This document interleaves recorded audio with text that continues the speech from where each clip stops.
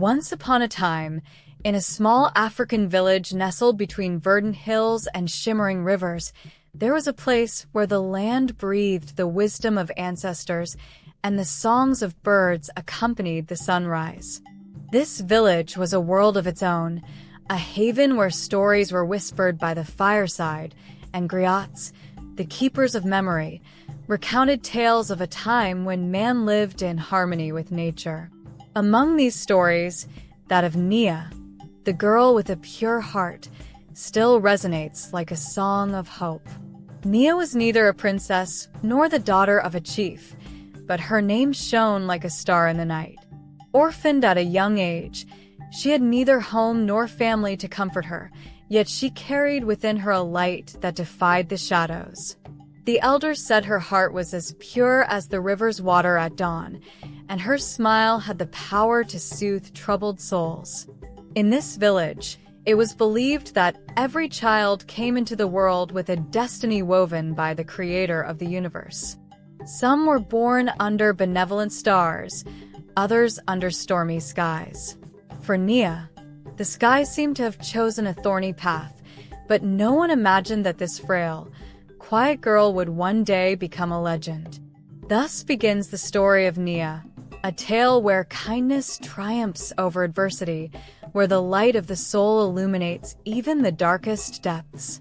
A story that reminds us that strength does not always lie in might, but in the purity of a heart ready to love, give, and forgive. Before continuing, if you enjoy exciting stories full of lessons and life, subscribe quickly so you don't miss any future stories. Nia grew up in the dusty alleyways of the village, where clay houses timidly rose under the blazing sky.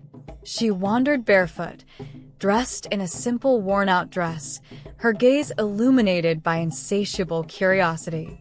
Despite her status as an orphan, she never complained about her condition.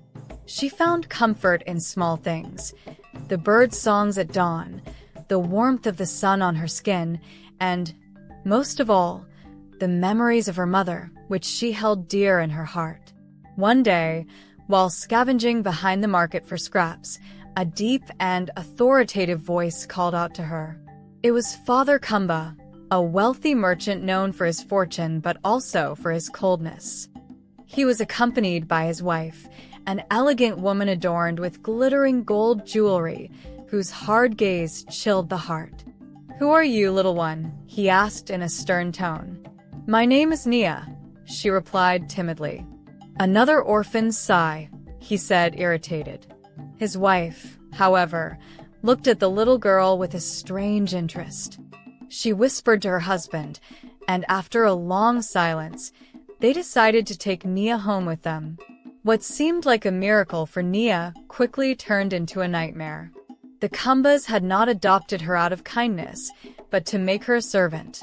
From the first light of dawn until nightfall, Nia worked tirelessly. She cleaned, cooked, and carried loads too heavy for her small arms. Even the smallest mistake earned her harsh scoldings and sometimes unjust punishments. Yet, despite it all, Nia did not let herself be crushed. Each evening, after finishing her chores, she would sit apart under the old baobab tree in the center of the yard.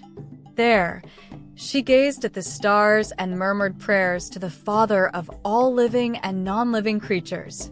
"Glorious Father, I know you watch over me. I will not let anger or sadness darken my heart. You have taught me to remain good and generous.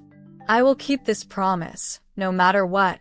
Thus, Nia kept her heart pure, even when life seemed intent on breaking her. Days passed, and Nia's trials seemed to multiply. The Kumbas, indifferent to her young age, constantly pushed her beyond her limits. Sometimes, she had to rise before dawn to fetch water from the river, traversing dark paths alone where the distant cries of wild animals echoed. The clay pot, often too heavy, hurt her fragile shoulders, but Nia never complained. One morning, as she returned from the river with her feet bloodied by thorns, she encountered a group of villagers who were struck by her condition. An old woman approached and murmured, "Child, why are you so alone in this suffering?" Nia lowered her eyes and replied softly, "I am strong as long as I keep the light in my heart." Nia's words touched the old woman, who gave her a handful of nuts and a little water. But when Nia returned to the Kumbas with a slight delay, she was severely punished. That evening, as she sat beneath the baobab, silent tears ran down her cheeks. The tasks imposed by the Kumbas grew increasingly harsh. Sometimes, they gave her absurd chores, like polishing their gold ornaments for hours under the burning sun. Other times, she had to prepare lavish feasts for their guests without being allowed to taste a single bite. Her persistent hunger did not diminish her generosity. Nia shared whatever little she could salvage with other poor children in the village who secretly met her near the baobab. For her, the nights were a refuge, a time to dream of a better future. She often thought of her mother and the cakes they once baked together in their small home. This memory became her strength, an invisible pillar that supported her resolve. But the trials did not stop there.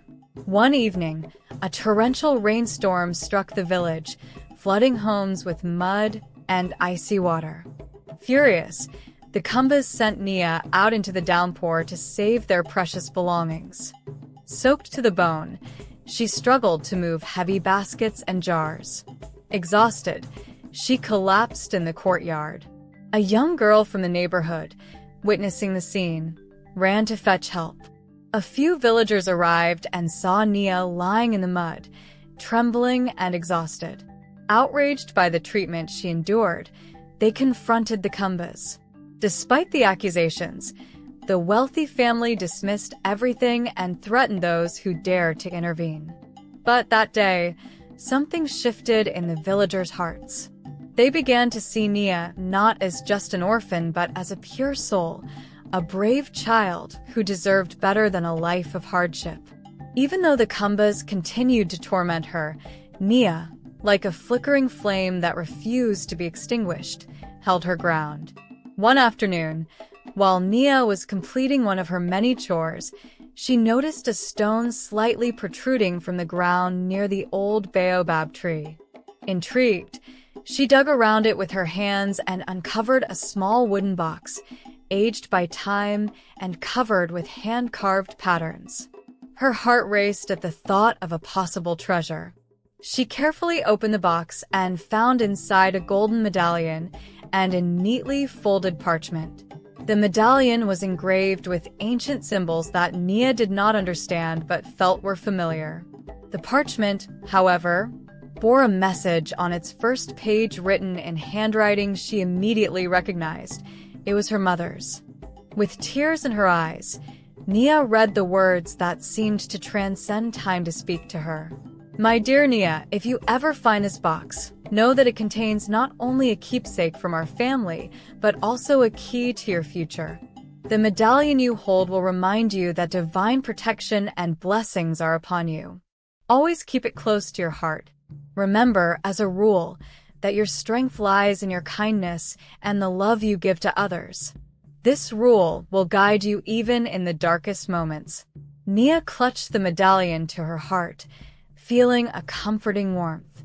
This treasure, though material, reminded her that she was not alone and carried within her the legacy of love and generosity. Inspired by this discovery, Nia decided she would no longer settle for merely surviving. She wanted to honor her mother's memory by creating something meaningful. With the medallion around her neck and the message in her heart, she felt a new strength growing within her. She realized that the hidden treasure was not just an object, but a symbol of her own value and potential. In the days that followed, Nia shared her story with some children in the village, inspiring them to believe in their own dreams even in the face of adversity. She continued to sit under the baobab, no longer to weep, but to reflect on how to transform her life and that of others. The hidden treasure, though modest, became an endless source of courage for her. Thus, Nia understood that true treasure was not in gold or material riches, but in the inner strength and love she carried within. This marked the beginning of a transformation that would soon change not only her destiny, but also that of the entire village. After discovering the parchment, which turned out to be her mother's recipe book, Nia felt a clear calling to bring these culinary memories back to life and transform her existence. Despite her limited resources, she began making her first cakes with ingredients she gathered with the discreet help of a few villagers moved by her story. The first cakes were simple, but their taste was exceptional.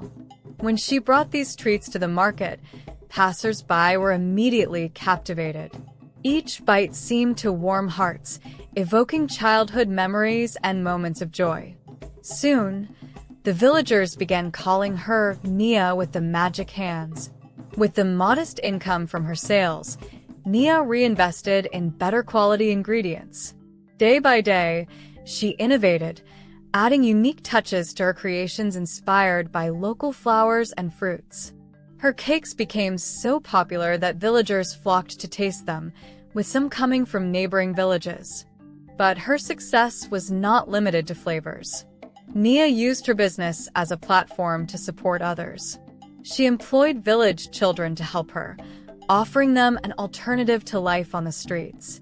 She also redistributed part of her earnings as food and aid to the needy, further solidifying the villagers' admiration for her. In a short time, Nia was no longer just a cake seller but a symbol of resilience and generosity. Her successes extended beyond the village, and merchants from neighboring towns offered her partnerships. True to her values, Nia refused to sacrifice the quality or integrity of her work for quick profits. She then transformed the old baobab, a witness to her dark days, into a gathering place for the village. There, she taught children not only her recipes but also the life lessons passed down from her mother. The baobab became a living symbol of Nia's rebirth and the community she helped unify. Seeing Nia's determination and the growing sympathy of the villagers for her, the Kumbas began to feel a latent threat to their authority and image. Their former allies, who used to flatter them, were now more interested in the orphan girl's story. This newfound popularity deeply irritated the couple, who decided to take drastic measures to ensure Nia would never escape their control. One evening, the Kumbas summoned Nia to the main parlor. Madame Kumba, dressed in her finest attire, addressed her in a syrupy tone, a rarity that sent shivers down Nia's spine. "Nia," she began with a forced smile, "you've worked hard for us, and truly, we are impressed by your determination. So, we have decided to give you a chance to prove your loyalty and officially become a member of our family." Surprised by this change in tone, Nia remained silent. Monsieur Kumba added, with a piercing gaze, "There is an important task you must accomplish. If you succeed, we promise you a reward that will change your life." The Kumbas then explained their plan. A valuable shipment of their goods had been stolen and hidden in a nearby forest, supposedly by a group of village thieves. They ordered Nia to retrieve these items, claiming she would go unnoticed because of her inconspicuous appearance and habit of moving alone. Mistrustful, Nia hesitated. Yet she accepted, feeling she had little choice. What she didn't know was that it was all a ruse. The Kumbas had concocted a false plot, hoping to accuse Nia of theft if she were caught with the goods. This would allow them to permanently discredit the orphan in the eyes of the villagers. Guided by their servant, Nia went to the designated spot, a dark clearing at the forest's edge. There, she found a bag filled with shiny objects and luxurious fabrics. But before she could return to the village, a group of guards, tipped off by the Kumbas, emerged from the shadows. "Stop that thief," shouted one of the guards. Terrified, Nia tried to explain, saying she had been sent by the Kumbas. But her words fell on deaf ears. The guards seized her and brought her back to the village, where a crowd had already gathered, alerted to a scandal in progress. The Kumbas played their roles perfectly, feigning anger and disappointment. "We took you into our home, and this is how you thank us?" Madame Kumbas shouted before the assembly. The villagers, however, were not as gullible as the Kumbas had hoped. Several spoke up in Nia's defense, citing her kindness and hard work. An old woman from the village, a witness to the girl's suffering, firmly declared, "If Nia is a thief, why would she have shared the little she had with poor children? This accusation is a lie." Under pressure from the villagers, the guards were forced to release Nia. For the first time, the Kumbas felt their hold on the village slipping. Their trap had failed, but the incident marked a decisive turning point. The villagers were now united in their support for Nia, and the Kumbas began to lose their moral authority. This trial, though painful, strengthened Nia's resolve to change her life and prove that truth and kindness would always triumph over injustice. Nia decided to fully devote herself to a new mission, transforming her talents and inner light into a source of change. Inspired by the treasure she had discovered and her mother's recipe book, she set out to craft the famous cakes of happiness. Thanks to her connection with the villagers and their growing support, she gathered not only her usual ingredients, but also those from distant lands, often donated by families and travelers. The new cakes she created, simple yet made with care and love, quickly became intoxicatingly popular and renowned across the neighboring regions. Their delicate tastes seemed to contain a magic that warmed hearts. Villagers flocked to buy or trade for these treats, recognizing not just Nia's talent, but also her courage. Despite having shops across neighboring regions, the old baobab, once her solitary refuge, remained the favorite gathering place where residents came to enjoy her creations, share their stories, and draw hope. The Kumbas, seeing Nia's growing popularity, tried once again to discredit her. But their schemes were now clear to everyone. Their status as influential figures in the village crumbled, especially as several villagers testified to their mistreatment of the young girl. Isolated and stripped of their moral authority, they left the village, unable to bear the accusatory gazes of the inhabitants. Freed from the shadow of the Kumbas, Nia continued to thrive. With the savings she accumulated from her cakes, she opened a small bakery near the village square. But it was more than just a business. It became a place where orphaned and underprivileged children found refuge, food, and learning. Nia became an iconic figure, known for her wisdom and generosity. Every Sunday, she held gatherings under the baobab tree to teach children the importance of kindness, forgiveness, and collective effort. She became an archetype of strength, perseverance, and love. Years later, the entire village had transformed, evolving from a place marked by inequality to a united and flourishing community. Nia, now a respected and beloved woman, had these words from her mother engraved at the foot of the baobab. "True wealth lies in the heart, and the greatest strength in the love we give." Thus, the story of Nia, the girl with a pure heart, transcends time. Passed down from generation to generation, it reminds everyone that even in adversity, a pure heart can illuminate the world. If you enjoyed the story, like the video, share it, and leave a comment. And don't forget to subscribe so you don't miss upcoming stories. See you soon.